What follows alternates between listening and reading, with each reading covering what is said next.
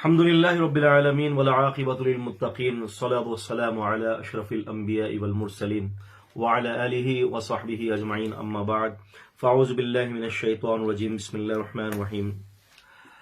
تراجم ابواب کے حوالے سے صحیح بخاری اور اس کے تراجم کے حوالے سے آپ کے سامنے یہ کلاسز جاری ہیں، یہ علمی ایک دورہ جاری ہے کہ جو کہ کئی ساری احادیث پر مشتمل ہوگا۔ مقاصد تراجم کی تفصیل اگرچہ اس مسئلے پر بہت کچھ لکھا گیا ہے اور علماء نے اور محدثین نے اس مسئلے کے اوپر جو ہے وہ بڑی تفصیل سے اس کو ذکر کیا ہے، لیکن یہاں پر باب اور حدیث کی مناسبت کی ابتدا سے پہلے میں آپ کو یہ بتاتا چلوں کہ امام بخاری رحمۃ اللہ علیہ کی باب اور حدیث کے اندر جو تطبیق کی جو صورتیں ہیں وہ بڑے بڑے دو مطابقت پر قائم ہیں۔ ایک معنوی مطابقت ہے اور ایک جو ہے وہ لفظی مطابقت ہے۔ لفظی مطابقت سے مراد کیا ہوتی ہے؟ لفظی مطابقت سے مراد یہ ہوتی ہے کہ جو لفظ باب میں ہے، جو مفہوم باب میں امام بخاری رحمۃ اللہ علیہ ثابت کرتے ہیں، وہی مفہوم جو ہے وہ حدیث کے اندر موجود ہوتا ہے، یا پھر جو مفہوم حدیث میں ہوتا ہے وہ باب میں ہوتا ہے۔ باب اور حدیث کا اس طرح سے ایک مطابقت کا جو ہے وہ لفظی پہلو جو ہے وہ اجاگر ہوتا ہے، یعنی کوئی نہ کوئی لفظ کسی نہ کسی حدیث کے مفہوم کے ساتھ جو ہے وہ ملتا ہے۔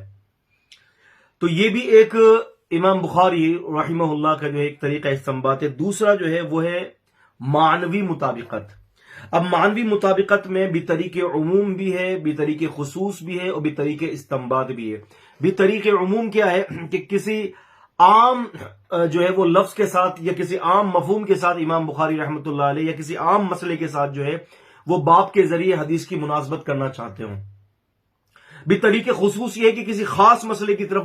مطابقت کرنا چاہتے ہوں۔ اس کی مثالیں میں ابھی نہیں دوں گا آپ کو، لیکن جب ہم صحیح بخاری شریف کے جب متن کھولیں گے پھر اس کے بعد یہ حدیث جو ہے وہ آپ کے سامنے اس قسم کی حدیث ہے اور اس قسم کے ابواب آپ کے سامنے سے گزریں گے۔ تیسرا جو ہوتا ہے وہ ہے بطریق استنباط، یعنی مطابقت بطریق استنباط۔ یہ جو مطابقت بطریق استنباط ہے یہ مشکل ہے۔ بطریق عموم اور بطریق خاص جو ہے یہ اتنی زیادہ اس کے اندر دقت پیش نہیں آتی، جو ہے طالب علم جو ہے وہ آسانی سے حدیث کے معنی سے، حدیث کے مفہوم سے کوئی نہ کوئی معنی، کوئی نہ کوئی مفہوم اخذ کر لیتا ہے۔ لیکن جب طریقہ استنباط پر ہم آتے ہیں، بطریق استنباط پر جب ہم آتے ہیں تو پھر وہاں پر بہت زیادہ سوچنا پڑتا ہے۔ کہیں باب قائم کرتے ہیں تو وہاں پر تشخیص الاذہان مراد ہوتی ہے کہ ذہنوں کا جو ہے وہ مشق لینا مراد ہوتی ہے۔ کہیں امام بخاری رحمۃ اللہ علیہ باب کو بیاض چھوڑ دیتے ہیں، یعنی خالی چھوڑ دیتے ہیں، تو اس میں پھر طالب علم کو اس بات کی طرف جو ہے وہ رہنمائی ہوتی ہے کہ تم اب یہ دیکھو کہ یہ باب جو خالی امام بخاری نے چھوڑا ہے، اس باب کا سابقہ اور لاحقہ حدیث سے کیا تعلق ہے، اس باب کی سرخی کیا بنے گی۔ اور بسا اوقات ایسا ہوتا ہے کہ امام بخاری رحمۃ اللہ علیہ کسی باب کے ذریعے جو ہے وہ کسی متعین مذہب کا رد بھی کرتے ہیں۔ بسا اوقات امام بخاری رحمۃ اللہ علیہ ایسے بھی کرتے ہیں کہ باب کے ذریعے جو ہے امام بخاری رحمۃ اللہ علیہ مصنف ابن ابی شیبہ، امام ابن ابی شیبہ رحمۃ اللہ علیہ کی روایات یا امام عبد الرزاق کی المصنف کی روایات کا جو ہے وہ جو ہے اس کی تردید فرماتے ہیں، کہ جیسے کہ ابن ابی شیبہ کی روایت کے اندر یہ ہے کہ چٹائی پر نماز پڑھنے کی ممانعت ہے کہ یہ جہنمی لوگوں کا بچھونا ہے۔ امام بخاری رحمۃ اللہ علیہ نے باب کے ذریعے اور حدیث کے ذریعے یہ ثابت کیا کہ امی عائشہ رضی اللہ عنہا فرماتی ہیں کہ رسول اللہ صلی اللہ علیہ وسلم نے چٹائی پر نماز کو ادا کیا۔ یہ ویسی وربلی آپ کو بتا رہا ہوں، اس کی تفصیل اس کے اپنے محل، اس کے اپنے مقام پر آئے گی۔ اب ذکر نہیں کیا امام بخاری نے ایسا باب کیوں قائم کیا اور یہ حدیث کیوں پیش کی۔ دراصل محدثین فرماتے ہیں کہ یہاں سے مصنف ابن ابی شیبہ، امام ابن ابی شیبہ کی المصنف کی ایک مذکورہ روایت کا رد امام بخاری نے مقصود چاہا ہے کہ اس کا رد کر دیا جائے۔ باقی امام بخاری رحمۃ اللہ علیہ کے ومن عادات ہی، آپ کی عادات میں یہ شامل ہے کہ امام بخاری رحمۃ اللہ علیہ کسی دور کی کسی روایت کی طرف بھی اشارہ فرماتے ہیں، اس کی تائید کر دیتے ہیں۔ بسا اوقات امام بخاری رحمۃ اللہ علیہ باب کے ذریعے جو ہے وہ دو مذہب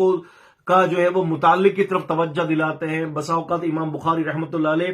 حدیث کی کسی دوسرے طرق کی طرف اشارہ کرتے ہیں کہ جو امام بخاری کے نزدیک صحیح ہوتا ہے. بسا اوقات امام بخاری رحمۃ اللہ علیہ باب کے ذریعے حدیث کے کسی ایسے طرق کا رد کرتے ہیں کہ جو طرق جو ہے وہ ضعیف ہوتا ہے امام بخاری رحمۃ اللہ علیہ کے نزدیک. اور اس طرح سے امام بخاری رحمۃ اللہ علیہ نے بسا اوقات ایسے بھی کرتے ہیں کہ ایک باب کا تعلق پچھلے باب سے جوڑ دیتے ہیں اور پچھلے باب کا تعلق جو ہے وہ اگلے باب سے جوڑ دیتے ہیں. یہ ساری انواع جو ہے امام بخاری رحمۃ اللہ علیہ کی صحیح بخاری کے اندر موجود ہے. لہٰذا ہم انشاءاللہ تعالی اس کا مطالعہ کریں گے تو وہ باتیں سامنے آئیں گی. آج کی پہلی حدیث انشاءاللہ ہم شروع کرتے ہیں اور وہ حدیث ہے امام بخاری رحمۃ اللہ علیہ کی کتاب الوحی سے. امام بخاری رحمۃ اللہ علیہ نے باب قائم کیا ہے کہ وحی کی ابتدا کیسے ہوئی. کتاب بدء الوحی الی النبی صلی اللہ علیہ وسلم کہ نبی علیہ الصلوۃ والسلام پر وحی کی ابتدا. ٹھیک ہے، اس پر انہوں نے امام بخاری رحمۃ اللہ علیہ نے ایک سند پیش کی ہے. وہ فرماتے ہیں کہ حدثنا الحمیدی. حمیدی امام بخاری رحمۃ اللہ علیہ جو ہے ان کی مراد جو ہے وہ عبداللہ بن زبیر الحمیدی ہیں. یاد رکھا جائے کہ محدثین نے زیادہ تر 3 طریقوں سے جو ہے وہ روایت کیا ہے، حدثنا، اخبرنا و انبأنا. ٹھیک ہے، یہ تینوں طریقے جمہور اگر آپ علماء کی بات کریں یا محققین کی بات کریں، جیسے کہ شرح نخبۃ الفکر کے اندر حافظ ابن حجر العسقلانی رحمۃ اللہ علیہ نے اس مسئلے کے اوپر بحث کی ہے، تو یاد رکھیں کہ اخبرنا، حدثنا و انبانا جو ہے یہ تینوں طریقے جو ہے وہ بالعموم جو ہے اس کے اندر کوئی فرق نہیں ہے، کوئی اس میں اتنا بڑا فرق نہیں ہے. بعض علماء اس کو فرق کرتے ہیں، تو یہ بات بھی آپ کو آگے جا کے اس موقع پر انشاءاللہ ہم پیش کریں گے کہ جب امام بخاری نے باب حدثنا کر کے قائم کیا ہے تو اس کے اندر اس کی کیا علمی نوعیت آتی ہے، وہ بھی ہم اس کے اپنے مقام پر ذکر کریں گے. عبداللہ بن زبیر الحمیدی یہ امی خدیجہ رضی اللہ عنہا کے رشتہ دار ہیں اور فرماتے ہیں کہ حدثنا الحمیدی عبداللہ بن زبیر قال حدثنا سفیان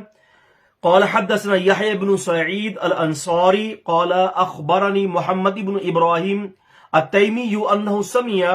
علقمة بن وقاص الليثي يقول، وہ فرماتے ہیں علقمہ بن وقاص اللیثی، سمعت عمر بن الخطاب، میں نے سیدنا عمر بن خطاب رضی اللہ عنہ سے سنا، علی المنبر، آپ ممبر پر تھے، قال فرماتے ہیں سمعت رسول اللہ صلی اللہ علیہ وسلم، میں نے اللہ کے نبی صلی اللہ علیہ وسلم سے یہ سنا، آپ نے فرمایا انما الاعمال بالنیات، اعمالوں کا دار و مدار نیت پر ہے.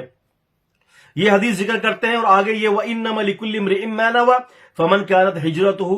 إِلَىٰ دُنْيَا يُصِيبُهَا أَوْ إِلَىٰ امْرَأَةٍ يَنْكِحُهَا، یا ایک عورت کے لیے کہ يَنْكِحُهَا وہ اس سے نکاح کرے، فَهِجْرَتُهُ مَا هَاجَرَ إِلَيْهِ، تو پھر اس کی ہجرت فَهِجْرَتُهُ إِلَىٰ مَا هَاجَرَ إِلَيْهِ، اس کی ہجرت اسی کے لیے ہوگی جس کے لیے اس نے ہجرت کی ہے. یہ ایک حدیث امام بخاری نے ذکر کیا ہے اور کتاب الوحی کے اندر سب سے پہلی حدیث یہی ہے، یعنی اس حدیث کا جو مین جو ہے وہ یہ ہے انما الاعمال بالنیات، اعمالوں کا دار و مدار نیت پر ہے. اس لفظ انما الاعمال بالنیات پر امام ابن تیمیہ رحمۃ اللہ علیہ نے سارے طرق کو جمع کیا ہے اور اس پر مستقل ایک جو ہے وہ رسالہ لکھا ہے، جو کہ آج یہ رسالہ شیخ الاسلام ابن تیمیہ رحمۃ اللہ علیہ کی مجموعہ فتاوی کے اندر موجود ہے.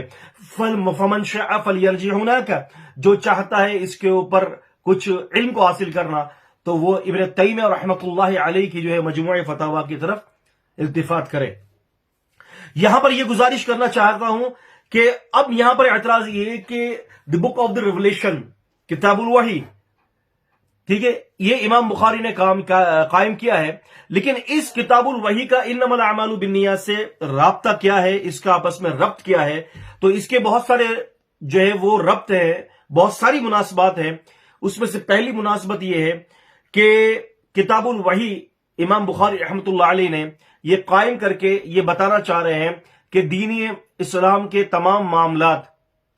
چاہے وہ علم ہو، چاہے وہ زہد ہو، چاہے وہ تقوی ہو، چاہے وہ کھانے پینے کے مسائل ہوں، چاہے وہ زندگی گزارنے کے طہارت، غسل، وضو، XYZ جتنے بھی مسائل ہیں، وہ نبی علیہ السلام نے وحی کے ذریعے اس کو حل فرمایا ہے.